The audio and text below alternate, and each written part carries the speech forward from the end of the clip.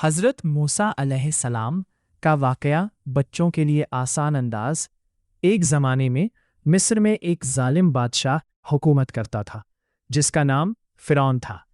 وہ خود کو خدا کہتا تھا اور لوگوں پر بہت ظلم کرتا تھا۔ ایک دن اسے خبر ملی کہ بنی اسرائیل میں ایک بچہ پیدا ہوگا جو اس کی بادشاہت کو ختم کر دے گا۔ یہ سن کر فرعون بہت ڈر گیا اور اس نے حکم دیا کہ بنی اسرائیل کے ہر نومولود لڑکے کو قتل کر دیا جائے۔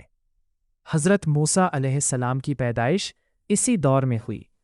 اللہ تعالیٰ نے ان کی والدہ کے دل میں یہ بات ڈالی کہ وہ اپنے بیٹے کو ایک صندوق میں رکھ کر دریا میں بہا دے۔ شروع میں وہ بہت ڈرے لیکن اللہ پر بھروسہ کیا اور ایسا ہی کیا۔ دریا کا معجزہ اللہ کے حکم سے وہ صندوق بہتا ہوا فرعون کے محل تک پہنچ گیا۔ فرعون کی بیوی حضرت آسیہ نے اس بچے کو دیکھا تو بہت پیار آیا اور اسے اپنے پاس رکھ لیا۔ اس طرح حضرت موسیٰ علیہ السلام فرعون کے محل میں ہی بڑے ہونے لگے۔ جب حضرت موسیٰ علیہ السلام بڑے ہوئے تو ایک دن ایک غلطی سے ایک آدمی ان کے ہاتھ سے مر گیا۔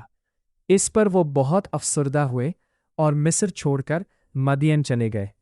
وہاں انہوں نے ایک نیک آدمی کی بیٹیوں کی مدد کی اور کچھ عرصہ وہاں قیام کیا۔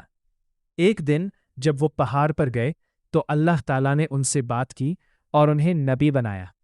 اللہ نے انہیں حکم دیا کہ وہ فرعون کے پاس جائیں اور اسے سچائی کی طرف بلائیں۔ حضرت موسیٰ علیہ السلام اپنے بھائی حضرت ہارون علیہ السلام کے ساتھ فرعون کے پاس گئے اور اسے اللہ کی عبادت کی دعوت دی۔ فرعون نے انکار کیا اور جادوگروں کو مقابلے کے لیے بلایا۔ اللہ کے حکم سے حضرت موسیٰ علیہ السلام کا عصا لاٹھی اژدہا بن گیا اور جادوگروں کے تمام جادو کو ختم کر دیا۔ آخر کار حضرت موسیٰ علیہ السلام بنی اسرائیل کو لے کر مصر سے نکل گئے۔ فرعون اپنے لشکر کے ساتھ ان کے پیچھے آیا۔ جب وہ سمندر کے پاس پہنچے تو اللہ کے حکم سے حضرت موسیٰ علیہ السلام نے اپنی لاٹھی سمندر پر ماری اور سمندر 2 حصوں میں تقسیم ہو گیا۔ بنی اسرائیل اس میں سے گزر گئے، لیکن جب فرعون داخل ہوا تو پانی واپس آ گیا اور وہ غرق ہو گیا۔ آخر میں حضرت موسیٰ علیہ السلام کی کہانی ایک سبق دیتی ہے کہ حق پرستی اور اللہ پر بھروسہ ہمیشہ کامیابی کی طرف لے جاتا ہے۔ ہمیشہ اللہ پر بھروسہ کرنا چاہیے۔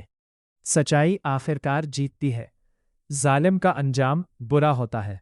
یہ واقعہ ہمیں سکھاتا ہے کہ اللہ اپنے نیک بندوں کی ہمیشہ مدد کرتا ہے۔